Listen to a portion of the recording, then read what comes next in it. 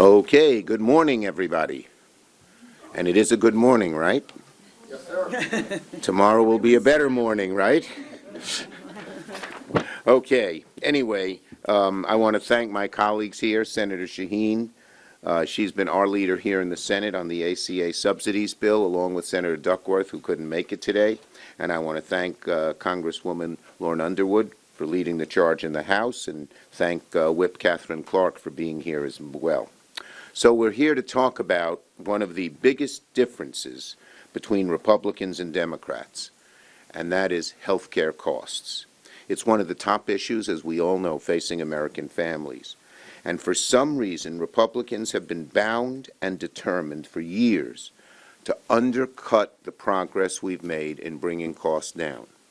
Democrats know that the cost of health care is too high, and that's why bringing it down has been one of the cornerstones of our work over the past 4 years. The Inflation Reduction Act, which I wrote with a few other people helping, included Joe Manchin. The Inflation Reduction Act included tax credits that included that led to millions of new people getting affordable individual health insurance, and millions more seeing their premiums drop by an average of $800 a year. Many people now qualify for $0 premium plans. It's a great thing. It's a life-changing experience for families who can get their health care costs provided for. And there's no reason why we shouldn't make these tax credits permanent before they expire next year. So that's why Senator Shaheen and Congresswoman Underwood are introducing legislation to do just that. If we don't extend these tax credits, millions of families are going to see a massive tax hike that'll make their premiums far less affordable. These are everyday folks from every walk of life. A new study found that 1 in 7 Americans, that's a lot, have taken advantage of these tax credits at some point in the past decade. This is not a niche market. This is not just some small group. We're not against any small groups. But it's a major part of our health care system that ensures everyone has access to health care. We've made great progress in health care ever since President Obama, and ever since Democrats have had some real say. We don't want to move backward. There are 5 million Americans who could lose coverage completely. Millions more could see their premiums increase by more than 50%. Many are self-employed people, farmers, small business folks, who depend on these credits to purchase their health insurance. These enhanced credits reduce the uninsured rate among farmers, for instance, by 25%. That's a lot. That's a great deal. These are people who need a bridge until they're eligible for Medicare. With these enhanced tax credits, a 60-year-old couple in Ohio, jointly earning $80,000 a year, pays $566 a month to cover 2 people on the average plan. If the tax credits expire, instead of paying $566 a month, they'll have to pay $1,850 a month on the same plan. What are people like that supposed to do? They don't have millions of dollars, or billions of dollars like these, people who tend to fund the Republican super PACs. These are Black and Hispanic Americans who for too long have faced the worst health care in our country. Since the ACA, listen to this is great news, the uninsured rate among Black Americans and Hispanic Americans has been cut just about in half. This year, 5 million Hispanic Americans, 2 million Black Americans, 2.5 million Asian Americans, 200,000 Native Americans took advantage of these tax credits to buy coverage. So this should be a no-brainer. Whether it's us personally, a family member, a close friend, I doubt there are many Americans who don't know someone who's benefited from these credits if they haven't benefited themselves. But as we all know, Republicans have a long track record of attacking the ACA, doing everything in their power to roll back the progress we've made to bring down costs. And everyone here is well aware of Project 2025, the Trump fans' playbook for jacking up health care costs, even for people with chronic conditions. Ensuring health care coverage for Americans with pre-existing conditions is one of the most popular parts of the ACA, impacting about 129 million Americans. So it's just cruel, but all too typical, that Republicans like Senator Vance would continue to target it. So make no mistake, Donald Trump, J.D. Vance may try to run away from Project 2025, but Americans know they own every single one of the proposals. It's their friends, their cohorts, people who hope to be into the government if, God forbid, Trump wins, who wrote it. And they say that's what we're going to do. Democrats now believe the time is to make health care more affordable for middle-class folks, especially people with pre-existing conditions, not to impose a tax increase on them. So we'll fight to make these tax credits permanent, and just like our fight to preserve ACA, to negotiate lower drug prices and cap the cost of prescription drugs at $2,000 a year for seniors, we are going to keep fighting until we win. Are you next? Okay, and now let me introduce our great whip in the House, soon to be Majority Whip or whatever happens. Leader, that's how it works over there. I remember from my 18 years. Katherine Clark. Thank you, Mr. Leader. Thank You so much, Leader Schumer, and to our bicameral ACA champions. It is a pleasure to be here with Senator Shaheen, a fellow New Englander and neighbor, and what a pleasure to be here with our champion of healthcare in the House, Congresswoman Lauren Underwood, who is also a valued member of our House Democratic leadership. And we thank you for all your work on the ACA and healthcare, and also for the very successful hearing exposing Project 2025 you were critical in putting together yesterday. But what we have today is the perfect illustration of two very starkly different agendas that have been presented to the American people. From the Democrats, an offer to preserve, strengthen, and expand access to health care. A proposal that would prevent 5 million Americans from losing their insurance next year. The Republican offer? Repeal the ACA.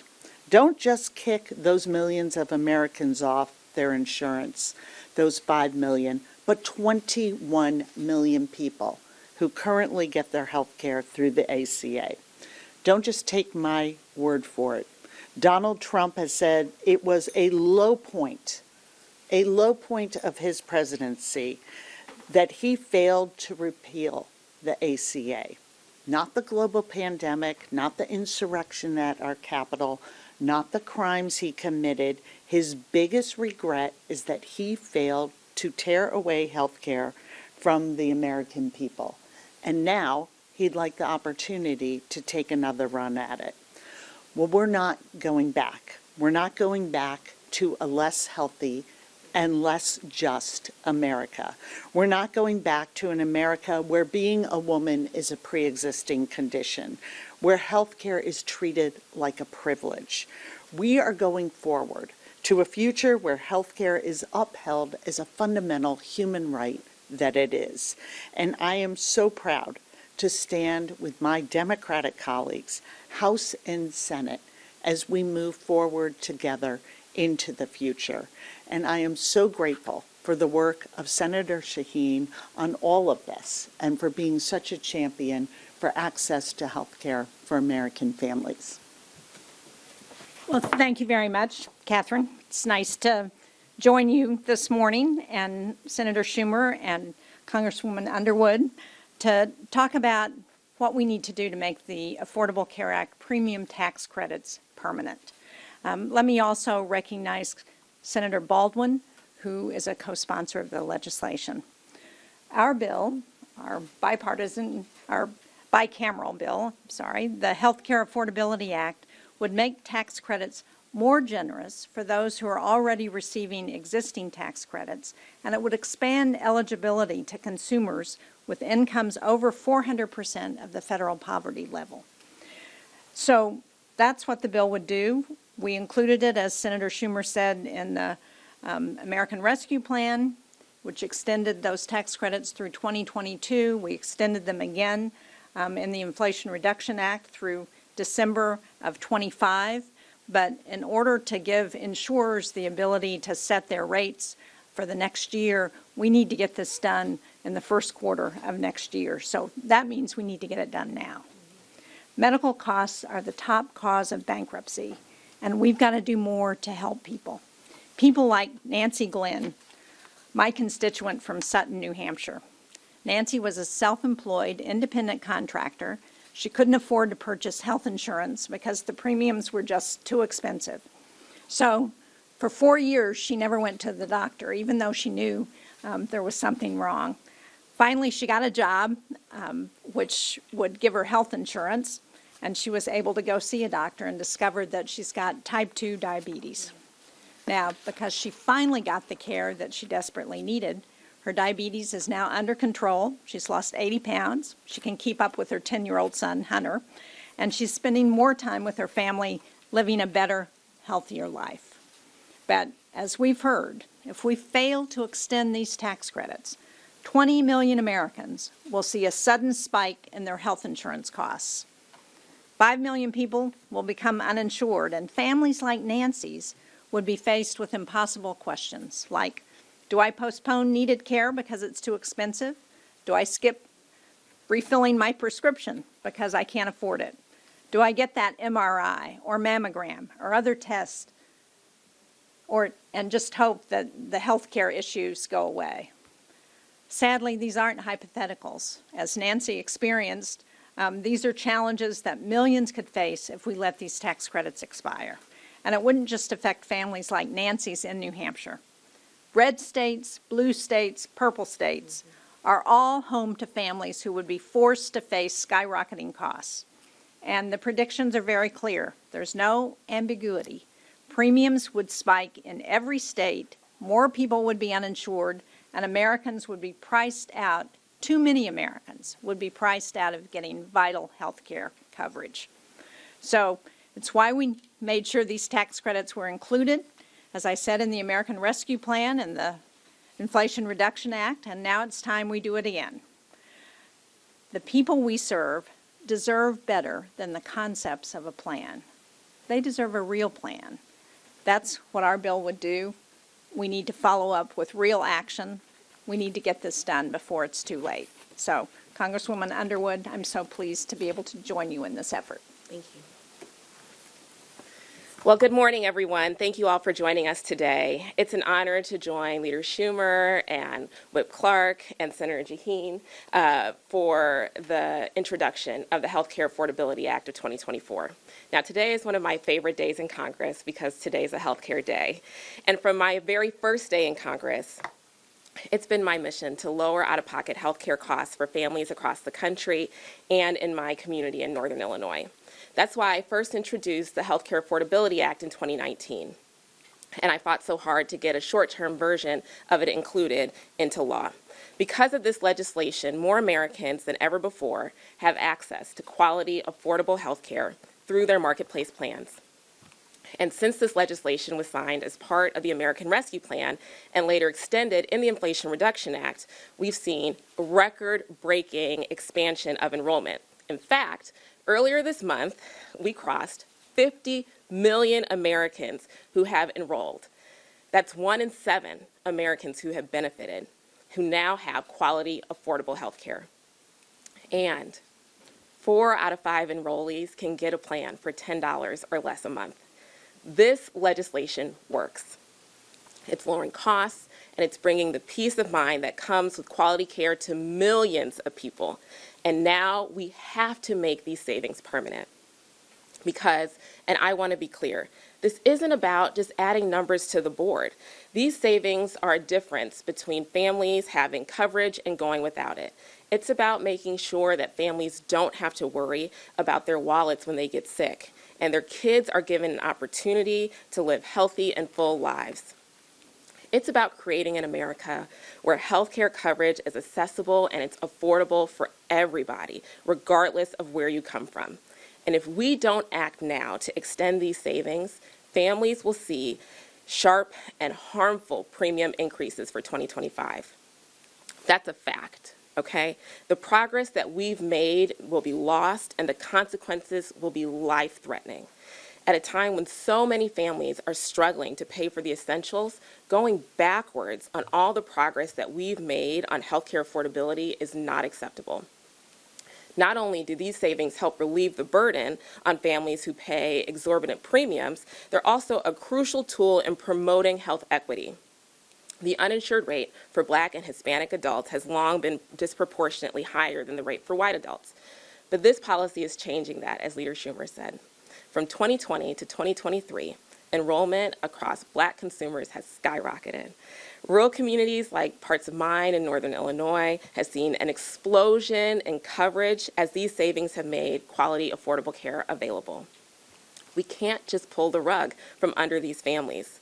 Fundamentally, healthcare is a human right, and right now we have an opportunity to meet the moment and make high-quality care affordable and accessible for all. I am so excited that our leaders in the House and in the Senate understand the importance of this issue. It's clear that as Democrats, we are united in our mission to lower healthcare costs for the American people. Now is the time for the Congress to deliver on this promise to the American people. Now is the time to pass the Healthcare Affordability Act, and now is the time to make these savings permanent. Thank you. Thank you very much, Congresswoman Underwood. I think we'd be happy to answer any questions that folks have. Yes. Will you just tell us what publication you're with? Of course, Zach Buckley, Bloomberg. Do you expect to bring this bill up this year, or is this more something that you are all going to do first quarter? Well, I think it would be important to bring it up this year because we don't know what's going to be moving next year. And hopefully, before the end of this session, after the election, we will see a package of tax extenders or a tax package that will be included with the budget, and that would be an opportunity to include this. Yes. Yes. Board Member CNN, has Leader Schumer committed to bringing this to the floor in the next several months during the session? I think we are hoping that it will be included as part of a tax package. Yes. Yeah, tell me what your name is. I'm Samantha Jones with the Washington Examiner, and I know you're on the Senate Foreign Relations Committee. I'm wondering, there's been a lot of reporting about the Middle East on the brink of an all-out war. Are there ways that you guys are going to be monitoring this in the next 5 weeks while you're at home? Is there plans, to be able to, be briefed remotely if something were to happen? I think we will be briefed remotely if something were to happen, and I think everyone who's on the Foreign Relations Committee and really everyone in this Congress are watching with great concern about what's happening in the Middle East, the potential expansion of the war into Lebanon. Thank you all very much. Thank you, ma'am. Thank you. That's so much.